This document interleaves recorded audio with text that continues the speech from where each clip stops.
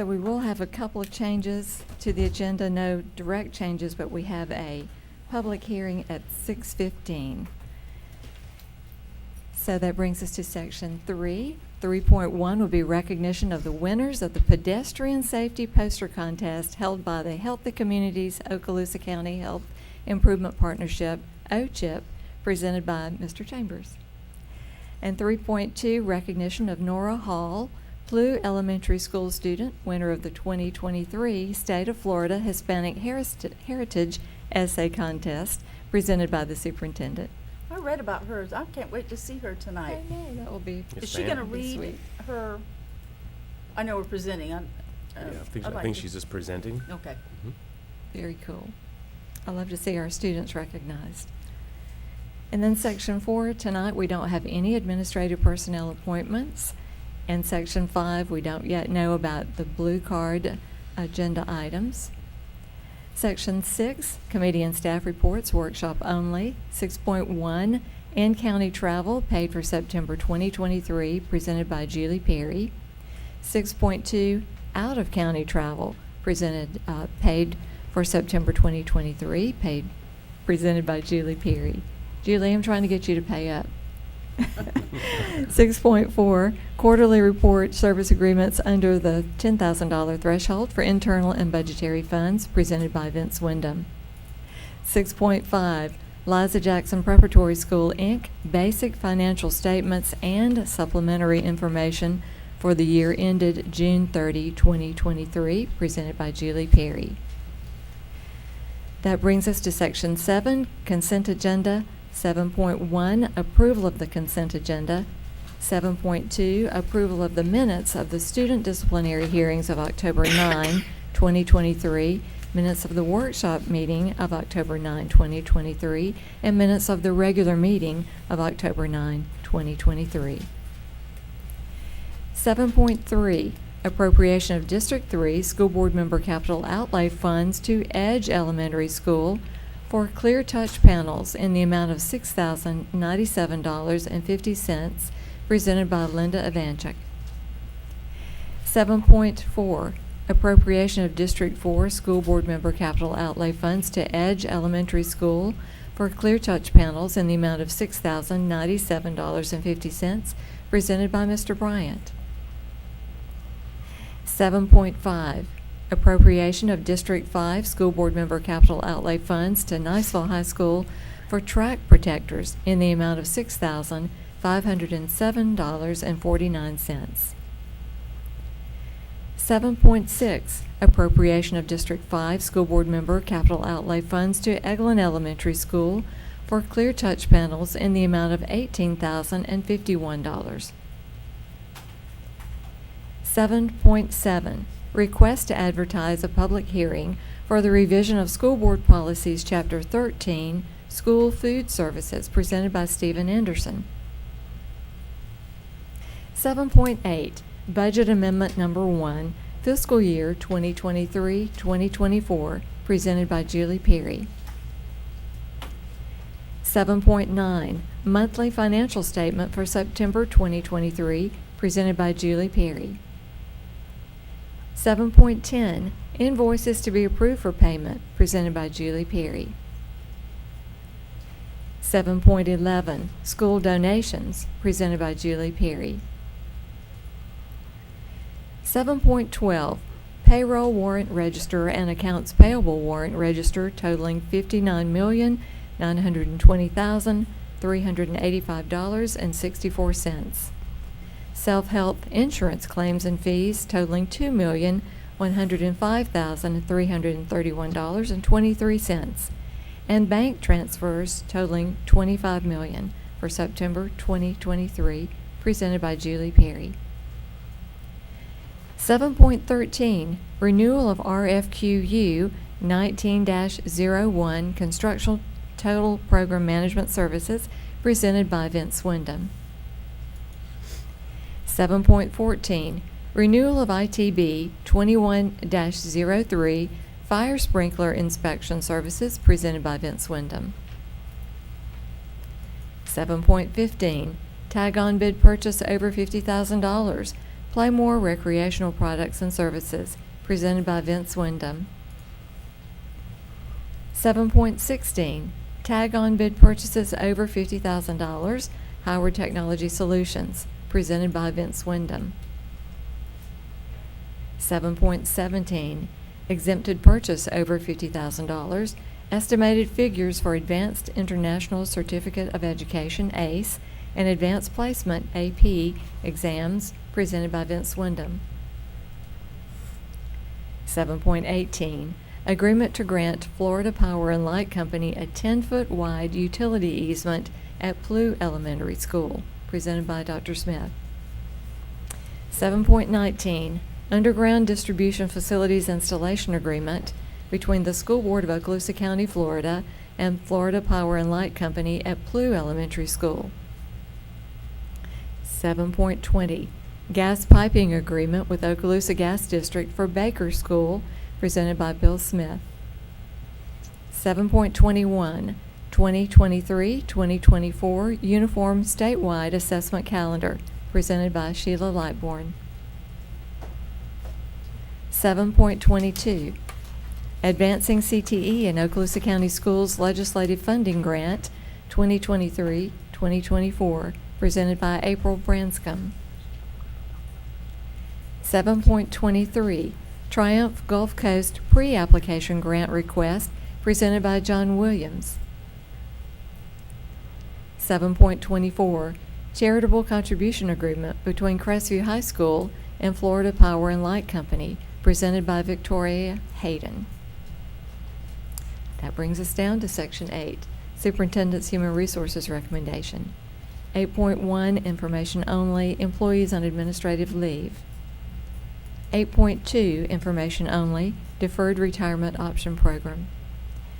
8.3, Employment Separations, presented by Dr. Hale. 8.4, Personnel Recommendations, presented by Dr. Hale. 8.5, Employee Transfers, presented by Dr. Hale. 8.6, Employee Suspension, presented by Dr. Hale. 8.7, Employee Termination, presented by Dr. Hale. 8.8, Reinstatement, Reimbursement of Sick Leave due to Line of Duty Illness, Injury, or Medical Exam, presented by Dr. Hale. And 8.9, Leave Without Pay, presented by Dr. Hale. That brings us to Section 9, Discussion Agenda. We have nothing moved there for tonight. Section 10, 10.1, Program Status Report by the Board's Representative to the Construction Program. Mr. Bryant. Thank you, Dr. Kelly. And we did have a meeting a couple weeks ago. As you can see, you have your list of task orders. I'm just going to talk about the last three on there, which is task order number 37. This is the sales tax HVAC projects. The new Crestview High School chiller has been ordered, and the design for the rest of the project continues. We've ordered the chiller early since it is a long lead item. A solution for Mary Esther Elementary has been developed, and the design work has begun. And Fort Walton Beach, their cooling tower proposal was received, and we are working to get the equipment ordered while we complete the design efforts. Task order number 38 is the district-wide fine and performing arts facility improvements, and those meetings are going to be scheduled with individual schools to develop the scope of work at the different campuses. And then finally, task order number 39, district-wide paving and parking projects, and this is to identify projects throughout the district. Preliminary designs will be developed and presented for review and approval once available. And with those three new task orders, I will just say that a lot of the construction projects, as you know, a couple weeks ago we went to Silver Sands and did their ribbon cutting. We have a lot more coming online. Elliott Point is already occupied, and we'll be having a ribbon cutting for them pretty soon. And a couple of our multi-purpose buildings are coming online. Crestview's classroom addition and Laurel Hill's classroom additions are winding up too, so really exciting to see. I think Laurel Hill is actually looking at getting into their classrooms at the end of the month, if I'm not mistaken. So But a lot of great things happening, and as you can see, we're at task order number 39. So we can remember a few years ago when we might have task order 1, and that was it, if we were lucky. So, but again, thank you to the people of Okaloosa County and our visitors that are here supporting our schools with the half-cent sales tax. So a lot of this is because of the half-cent sales tax. Thank you, Mr. Bryant. That's always exciting to hear. That brings us to 10.2, program number 6, task order number 22, scope modification, district-wide ADA sidewalks and parking lot striping, presented by Dr. Smith. 10.3, TPM, program number 6, task order number 30, scope modification number 2, construction of new electrical services to Lewis School and Crestview High School with upgrades to Niceville High School. 10.4, program number 6, task order number 41, time and materials task order, district-wide food service upgrades. And 10.5, program number 6, task order number 42, time and materials task order for Pryor Middle School flooring replacement. I'd like to mention something. I just, for the public, you see all these things, and of course, this is the sales tax, a combination of other capital money, but in the meantime, what you don't see is plumbing fixed over here, you know, sinks not working, things like that that you always have to do, general maintenance with schools, particularly older buildings. So it's a lot going on. It's exciting to talk about the new multipurpose and those classrooms, but meanwhile, you got to have make sure air conditioning's working and all that. So there's a lot going on maintenance-wise in our district that the public doesn't always see. And plus, meanwhile, we also have some new buses that have come in. So there's a lot of different things that we have going that want to make sure the public's aware of. Absolutely. Good things all around. So that brings us to section 11, attorney's business. 11.1, consideration of recommendations, updates, requests, and pending legal matters. Madam Chair, we have a student discipline matter that may end up with a request to come to the board for a hearing. And if so, of course, I'd be representing the board in that proceeding, and we would need your permission to retain conflict counsel to present the superintendent's position, much like we do in personnel hearings when I can't represent both sides of that matter. So we would, tonight, I would be making a request that you authorize us to retain Franklin Harrison to come in and handle that matter if that's needed. All right, thank you. And then 11.2, annual review of legal services agreement between the School Board of Okaloosa County, Florida, and Anchor Smith Grimsley, PLC, presented by Mr. McGinnis. Yes, ma'am. This is the meeting annually where there's a review of the legal services agreement. There is no request this year for any increase in fees or any of the money that's involved in the contract. And then I would tell you that I did present a cleaned up version of the contract that incorporates a number of amendments that have been made over the years, updates some of the language that was in there, changes the review time frame to November of each year, which is your organizational meeting, which would seem to make sense to coincide with that, and just other changes and cleanup from experiences over the years of how we're operating. All right, thank you. That brings us to section 12, superintendent's business. Thank you, Madam Chair and School Board. I do have a few items that I'd like to share, then have a few of our district departments come up and share a little bit of information as well. I do want to go back to item 7.22. I do want to say just a few things on that. And you look at the legislative funding request that is there, and it deals with a little bit of virtual reality to be utilized in our CTE courses. So that's really taken us to another level, and I'd just like Mr. Welch to come forward for a moment and just share just a little bit of information about this exciting venture. Good morning. Thank you. Appreciate you. So legislative funding was a grant that we applied for from Representative Maney. It was $307,200. That funds will be supplying computers and technology for the building trades programs, also virtual reality for all the building trades programs for the middle school and high school. them virtual reality programs will actually assist the students in employment whenever they get ready to go to employment, giving them more hands-on experience. Also, as well as with the certification process for industry certifications. And what's kind of neat Exciting. is, so some of our, if you remember going back several years ago where we had the building trades programs only at certain schools, and now we have them at the vast majority of the middle schools and the high schools. So this was actually a request from the Building Industry Association. And we had a meeting probably a year ago trying to figure out a way to get high school students on the job site, but that also deals with changes in laws. So on the virtual reality side, pretty neat, trying to get really creative. And how do we get students hands-on experiences? Well, through the virtual reality, in this case, as we still try to work towards the ability to get students to go on job sites with all the safety and the appropriate measures. But I just appreciate our CTE department continuing to stay on the edge of items like this. Thank you, guys. We appreciate y'all. Thank you. That does sound exciting. It's kind of neat. And then on 7.24, and I should have brought these up during those times, but I'd like Mr. Horton to come forward just for a second. And this is neat, you know, a partnership with Florida Power and Light, dealing with STEM with Crestview High School and what they are donating to us, which is going to be a huge, huge benefit for our students.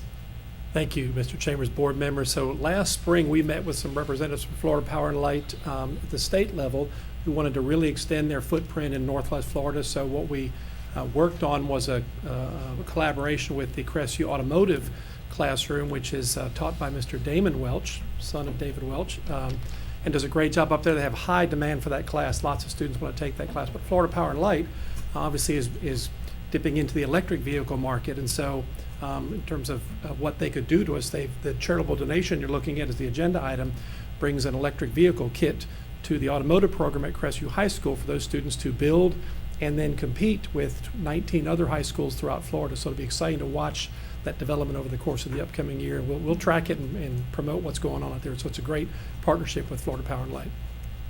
Sounds good. What amazing skills these high school students are walking Mm-hmm. out with. I mean, wow, that's pretty amazing.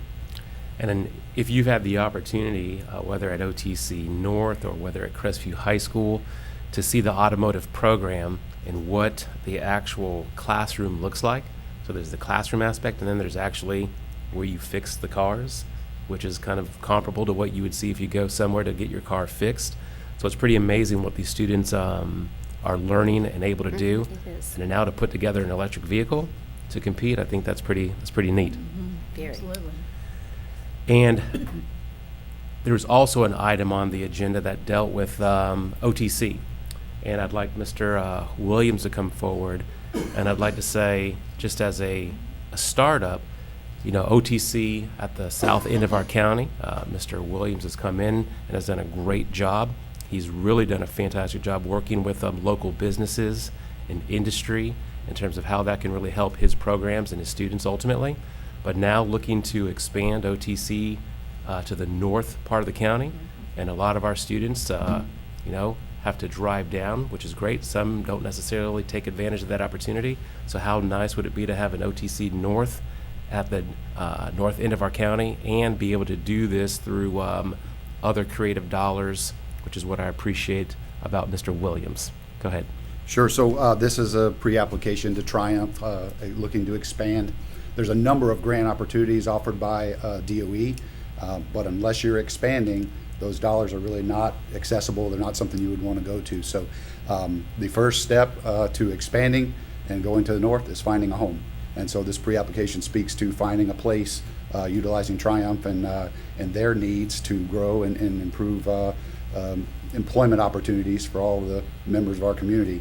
And to Mr. Chambers' point, we've had great success, some of it born out of the struggles that employers are having finding employees, but for us that's been a success in terms of growing members that are coming to the college all the time, asking how can we get involved, what can we do.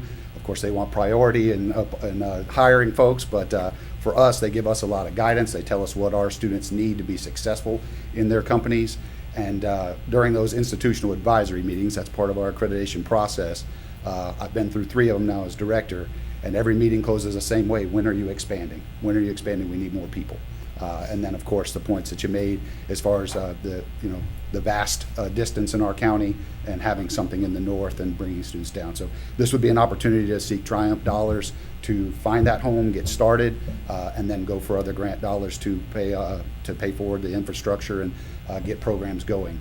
And we'd have an opportunity to start expanding to programs we don't already offer. There are a number of things. One of the most important ones that I can see, anything under building trades is hot right now and needs, but you need to get dialed into more specific. So something like plumbing there is nowhere to move forward with plumbing.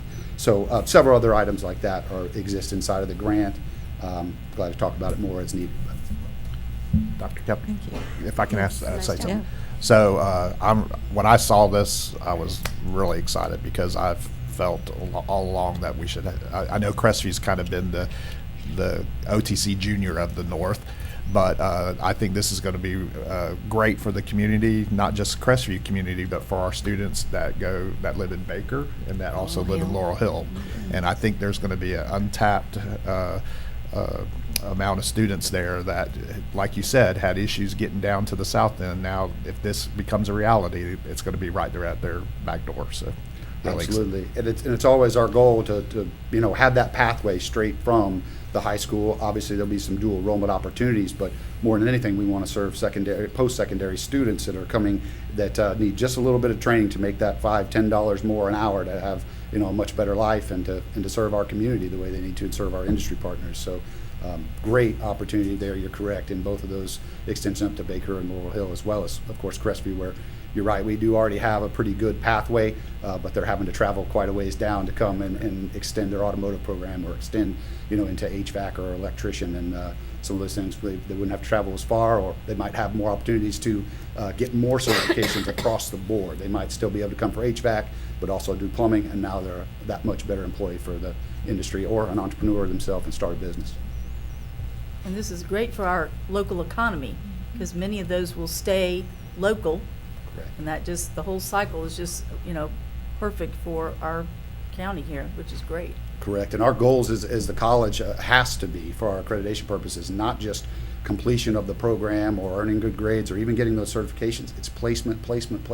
If we can't show that we put them in a great job, those programs don't live. So right now, it's kind of the other way around. Everybody's coming to us going, we need people. So the good news is we'll have a very good placement rate, but then we'll want to be able to train them very well. These are the people who are going to do the jobs in the county for a long time, hopefully, and you're right, we want to maintain them here and we want to teach them to do a good job. Yep, thank you so much. And just for the board, so very proud of Mr. Williams, Mrs. Branscombe, Mr. Welch. It was about a month and a half ago or so they came to meet with us. Mr. Williams is a little calm right now. They were very excited about the opportunity, the potential opportunity to bring OTC to the north end of the county. And I think this will be a flagship program in the north. So just excited about that. And then the other piece of this also, and it's to your point, Mr. Vancheck, it's working with the community. So this is working also with One Okaloosa. Nathan Sparks has been working closely with Mr. Williams and Ms. Branscombe. So it's that partnership with the school system, with our local industry, especially a leader like Nathan Sparks, to be able to do a good thing for the economy at the north end of the county. So I just appreciate your leadership. Thank you. Thank you, Jeff. Thank you. Yeah, I saw a report from Mr. Sparks the other day, and usually you get a report about, how many people are unemployed, but now it's the other way. It's like, this is how many jobs, everybody's employed, so to speak, but we have so many jobs that we need people. Yeah. And many of them are skilled trades, so that's great. And pay well, he said. And and they pay well, yeah. And this is just a reminder to the board and really to the public, everyone. I think we already know this. Just we're getting towards the end of National Principal Appreciation Month. It's been neat to continue to put those posts out there and see all the different responses about the hard work that our principals do each day. So just appreciate that and what our principals do. Do want to let the board know that the new cut scores have now arrived. They arrived on Friday, and it is what they promised. It's more rigorous cut scores. So those cut scores will go into play, especially with our new assessment, with the assessment towards the end of the year. As you know, this will be the second year in the new assessment.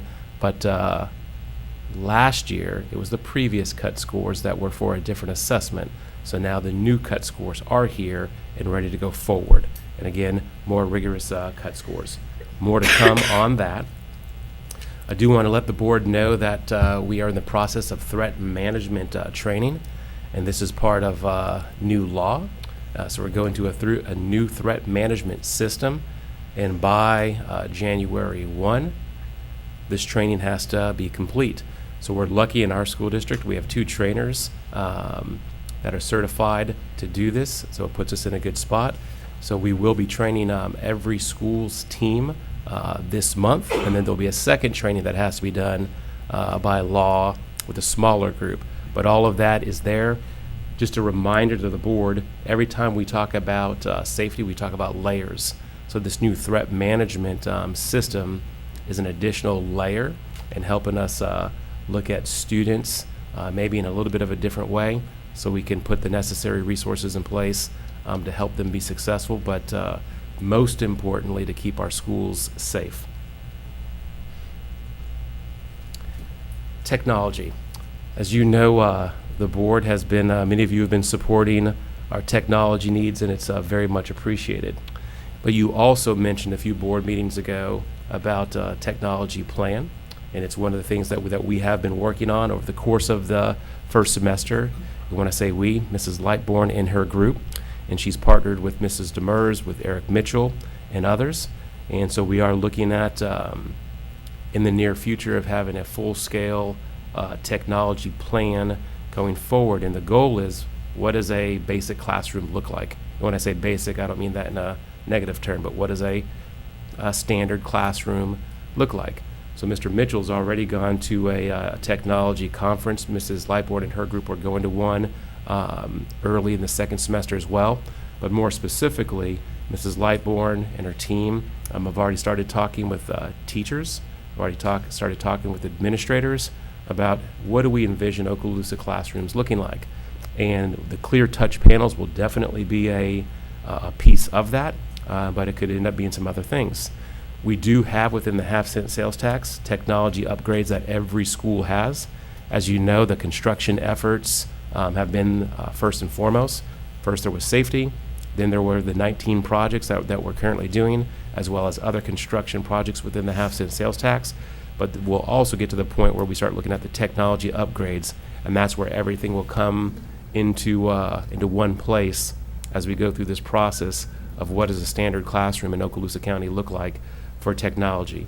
And again, Clear Touches in some way, shape, or form will be a part of that. I've had the opportunity in several classrooms to see them in action.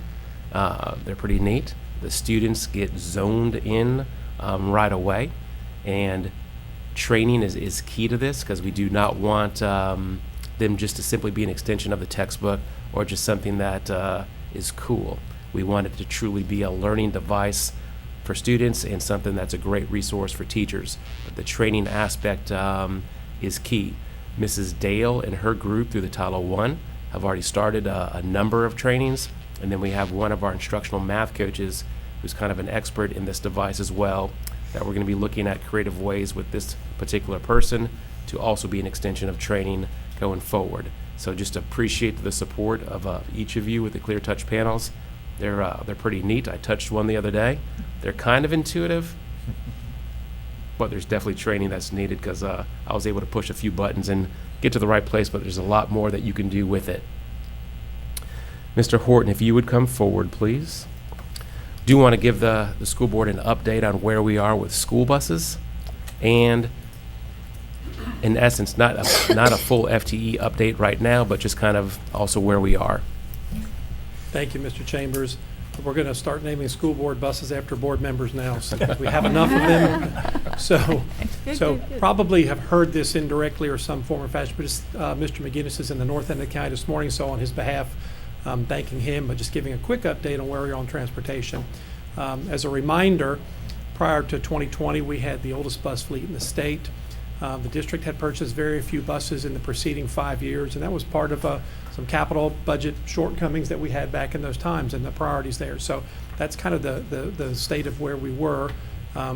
Since that time, we've made significant investment and now have 75 new air-conditioned buses in service, with 15 more on order this year through the capital budget. So, and we always look out for grant opportunities. So Mr. McGinnis was on the spot. In particular, we're having an additional minibus coming in from a grant in January. So our total new buses since the beginning of 2021 is 91 new buses. And people will ask, well, what is that? How does that relate to the entire fleet? We have over 200 buses in the entire fleet right now. We have probably 160 to 170 that are in regular service, and then we have a number that are for backup in case we need them. So as you look at that 91 relative to the entire fleet, you'll see that we still have a ways to go. We're working again this particular upcoming year with 15 buses. Those have been ordered already, and they're about a year out in manufacturing because they're built from the ground up once you place the order. So probably the end of next summer, we'll get the next 15 in, which would bring us to a total of 106. Did I do my math right? 106. And so making sure, and we'll bring to the board each year in our capital budget, that part of that replacement plan that gets us 15 buses per year. And again, not having too many buses of a given age would put us at a disadvantage down the road. When it's time for those buses to go out of service, we'd have a big purchase to make. So I think it makes sense to do in the neighborhood of 15 buses a year. The sales tax really helped the district fund so many projects in our schools that it freed up, and we've talked about this before, it allowed us with our capital dollars, our 1.5 capital money, to purchase school buses.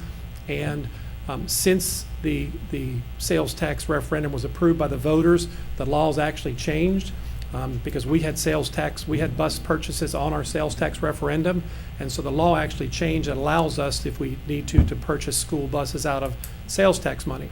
And so we've got the flexibility to do either out of capital or otherwise. So it really does help us in terms of our long-term programming. So that's the bus story. The driver story is less robust than that. Obviously, we've got shortages in drivers like we have many employees, and so we've got lots of initiatives in place, sign-on bonuses, bonuses for attendance and other things. And I know that HR really supports a lot in terms of everywhere we go. We try to talk to folks about a career as a bus driver. This November 4th, we're going to be at Crestview Community Bank in Fort Walton Beach, and we'll have some information set up there, always looking for hiring folks. So the school, and I'll keep going, but I'll stop if you have a question. I do want to make a comment Yes, about ma'am. the school buses. Mhm.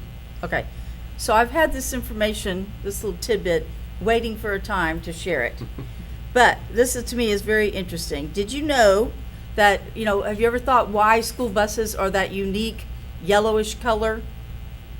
Back in 1939, there was actually a convention at Columbia University in New York to discuss a universal color for buses.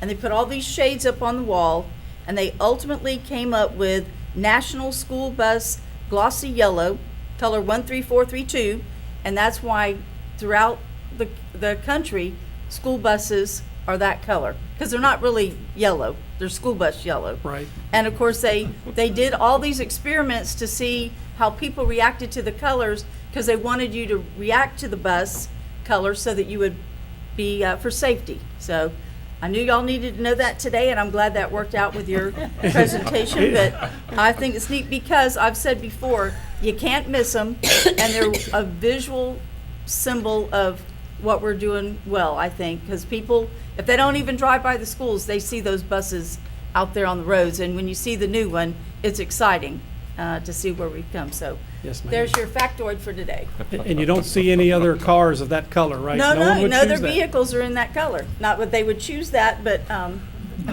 most of us Maybe a wouldn't. few But campaign signs. Yeah. there you go. And because people travel, when you go from town to town, state to state, you see a Right. school bus, you know the color, you recognize it. So That's we have a lot right. of visitors in our area, so. So well over 100 sense. years it's been. Gosh. Anyway, there you go. That's pretty cool. The next thing we're updating the board on is School Bus Hub. And so Mr. McGinnis and his staff went to work this spring and summer to identify an enhancement to our bus bulletin where students get a text notification if a bus is going to be 15 minutes late, 30 minutes late. So we are quietly piloting that right now, but it'll be a little bit louder as we get kind of finish up the first semester. What School Bus Hub does, it lets the parent bring in the app. It lets them sign up their students through secure information about their students, and then they have on their phone their 2 children. And if their 2 children ride a bus, that's automatically kind of handled on the backside, and the parent gets a notification on their phone, Johnny is been picked up at school and is headed home. And then they actually can go to a map and see a little school bus moving on a little route that shows where they are relative to the bus stop. And then you'll also get another notification when the student is dropped off.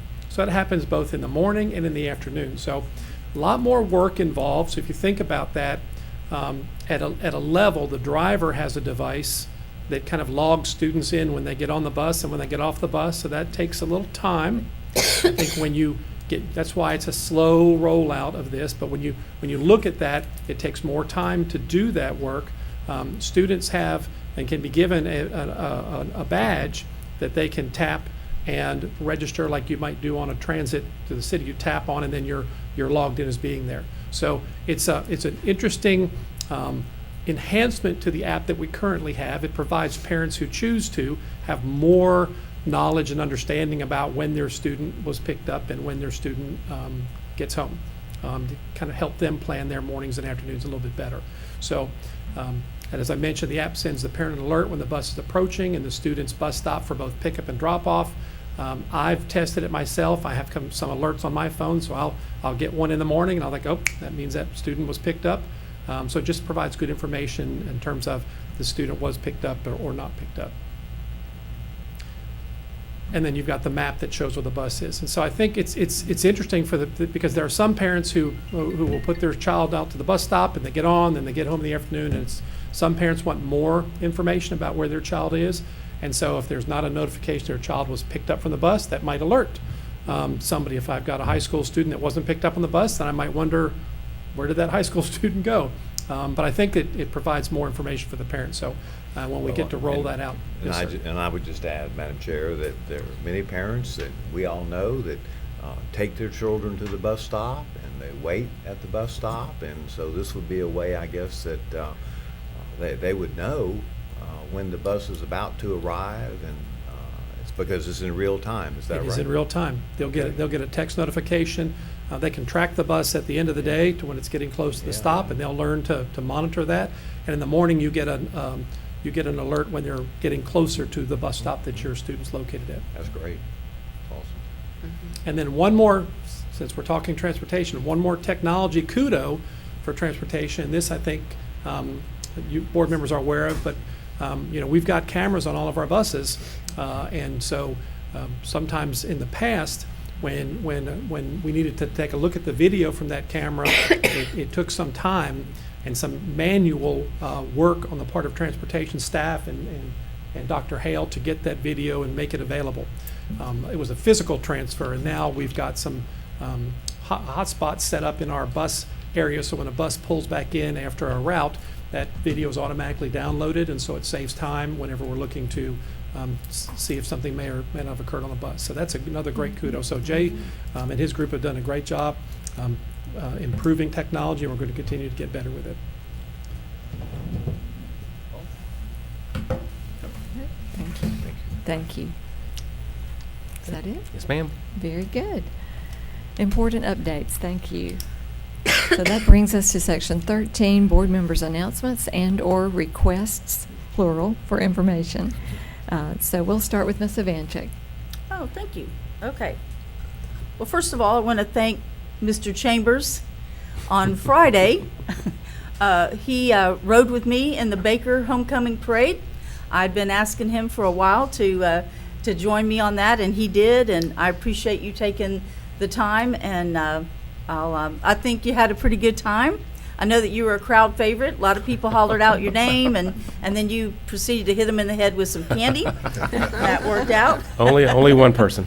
I think you even saw a former student out there that Yes. that recognized you. But no, again, we appreciate that. I know the folks at Baker were thrilled to have you there, and it was a beautiful afternoon for a parade, and as I've been saying for a long time, it's a unique experience, isn't it? It was, and it was fantastic. It really was, and it was nice the way the community comes out and rallies around the school. But the weather was beautiful. Yeah, it was just, and Mr. Martello and his folks couldn't have been more accommodating to us, and we had a great time. And so, I thank you, and it was a lot of fun. And speaking of Baker, the girls volleyball team last week won a district championship, but it wasn't just any, it was their 21st consecutive district championship, and they are looking into seeing if that isn't a state record. I don't know of any other school that's done it in any sport. But I'm so proud of these ladies and their coaches, Coach Medley and the crew up there. So this week, they move on to regional play. On Friday night, they'll play Freeport, and they get to host because they're #1 seed. And I'm just so very excited to see them go. Last year, they are the second place for the state from last year. So, and this team appears to be even more skilled, and I'm just excited about them continuing on that journey. Meanwhile, tomorrow night, the Public Schools Foundation's having barbecue and bingo. Are we out of tickets yet, Mr. Horton? No, ma'am. So if you want a ticket, it's not too late. If you want to join us, it's going to be a lot of fun. And of course, this is a fundraiser where we the money goes to many grants for classroom teachers and also for our Take Stock in Children program. So good stuff going on. That's what I have. Thank you. That sounds good. And what's the location of that bingo and barbecue? That is at the Clubhouse Grill, which is formerly known as Two Trees, the Fort Walton Beach golf course Just in on case Lewis somebody Turner was Boulevard. Yep. interested. Thank you. Ms. Gardner? Thank you. Dr. Kelly, thank you again for stepping in for me last week to do the Ed Support selection, and I'm looking forward to, I know we all are. It Guess was a Mr. Chambers pleasure. will be going out soon and making those announcements. But again, thank you for stepping in. My honor. On that. Congratulations to the Destin Middle School volleyball team. They were the Middle School Athletic Conference champs, and they've had a very successful season and really have worked hard to achieve that recognition. And just a reminder that this coming Friday, February the 27th, is the big Choctaw Fort Walton game. But prior to that, there is going to be a fish fry at Silver Sands from 5 to 6:30. It's being sponsored by Dewey Destin and his wife Becky. And $10 a plate. I mean, it's delicious seafood. If you've never had any Dewey Destin seafood, you've really missed out. So I encourage you to come out and enjoy a dinner at Silver Sands, the fundraiser, and then head over to the Choctaw Fort Walton game. And Dr. White, is it home or is it at your place? I think it's at our place. Okay. Is there a bet between y'all two, just so? I know. I've never looked. It would only be a friendly way. I've never looked good in green, so I don't know. I've never purchased green. Come on. No, I wish both teams the very best, and let's have a fun, safe game. And it's always a great rival between everybody. And I'm just going to have to do a proud mama moment. I've been back and forth whether I was going to say this or not, but my son Travis, that's in Austin, and Travis and John grew up together since little bitty, and he has been a volunteer for many years at a residence over in Austin, Texas called Marbridge. It's for adults with disabilities, and he's headed up their Special Olympics, 3 or 4 different programs. And this past weekend, his softball team, they won the state championship. So he will be taking his team on whatever the next level is. I don't know what that's called, regional. I don't know. He'll be upset with me that I don't know what that is. But just so proud of him and the team and what they did. He's competitive, like his mom, but so proud. They have worked very hard. So they are the state softball champions. That's my proud mama. Yeah, That's proud mama fantastic. moment there. Yay. So, yeah. Great. And that's all. Thank you. That's remarkable. It is. Very I proud. am so proud. All right, Mr. Bryant? Thank you, Dr. Kelly. And I do have one request of the superintendent. As you know, last week I represented our district for the Florida School Board's Insurance Trust, and I would request that Mr. Frakes come to a future meeting just to kind of give a brief of what we talked about last week. So talking about championships, I have to shout out to the Davidson Panthers. The boys football team won back-to-back championships this year. So really excited for the Panthers and Coach Small. A great season, undefeated. Also a shout out to the Bruner Spartans, who were the runners-up. They had a great season also, and just exciting for my Davidson Panthers there. What a great year. Just a shout out to our state representative, Pat Maney, and also to Mr. Chambers. We had an opportunity to take him to visit some schools, trying to, give them some insight about education before they go to Tallahassee and start making up all these laws that we're going to have to follow. So hopefully we can get them in the schools and see all the great things that we are doing. And our great representative visited Shoal River Middle School, Riverside, and Southside. I want to thank those principals and their teams for the great presentation. Like Mr. Chambers said, a lot of great things happening in our schools, and he got to see them firsthand. And of course, all of us know our representative. He is such a great guy, a great friend of education, and obviously, we appreciate the grant that he's helped us get with OTC. So a lot of great things that he got to see. I'm always amazed that when he does go and visit the classrooms, how the children just kind of attract to him, like he's like a grandfather. And he's just so welcoming to the students, and he really takes an interest in those students. Speaking of Tallahassee, just a couple of things we need to be on the radar. Of course, the Senate, their big push is going to be deregulation. And but from when we talked to Representative Maney's aide, when we talked to him about it, he didn't know what we were talking about. But that's because the Senate is really pushing this, and the House kind of is not really taking any traction on it yet. But apparently this was agreement between the House and the Senate last year to get House Bill 1 passed. So the Senate was like, hey, we'll pass this, but you got to help us with deregulation. So hopefully we'll see some good things come out of deregulation. Also, we talk about funding. There is a House bill out there, House Bill number 71, and this is actually sponsored by Representative Alina Garcia, and this is to change the current homestead exemption rules, potentially excluding savings from school district taxes. So as you know, you get a $25,000 homestead exemption on your property taxes.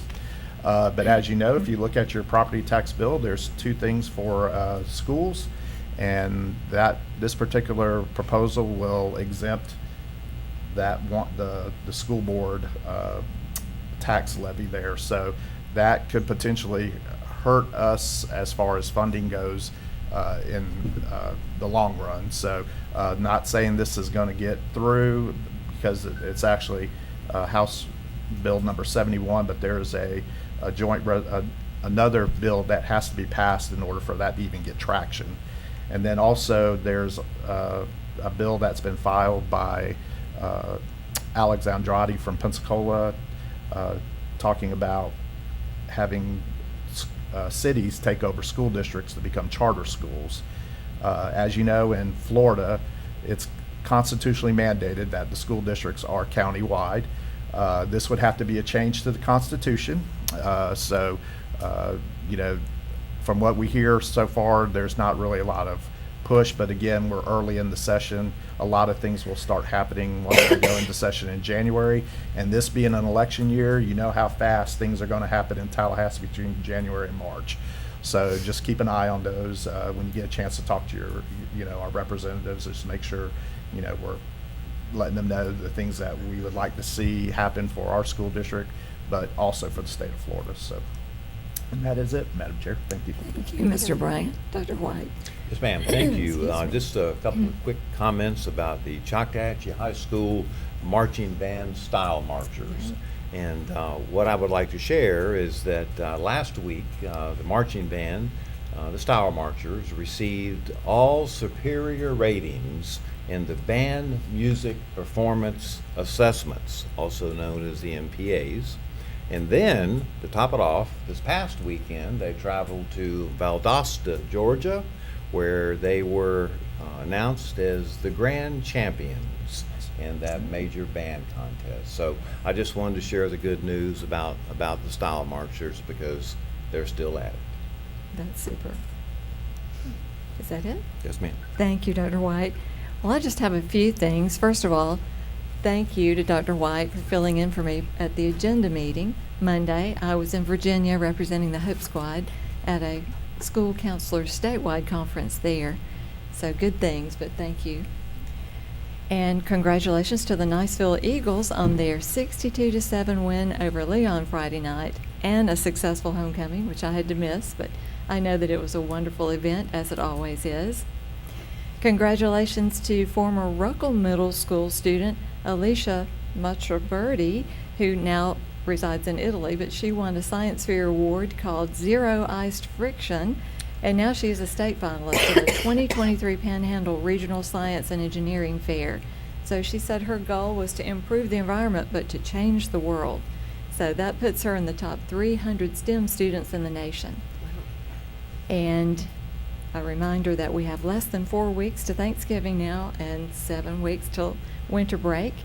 And I just wanted to say thank you, Ms. Gardner, for allowing me to fill in. It was a wonderful time on the Ed Support Professional of the Year Committee, and I think we had a great, well-rounded representation. I'm not going to give it away, but just to say we had representatives from the custodial, district staff, and interpreter rooms there, and I think that speaks really well for the groups that will represent us, and more on that later. But speaking of Patrick, I'm glad that you're back, and I didn't know, but condolences to your wife's family, and you were where you were supposed to be, but we missed you here when you were not.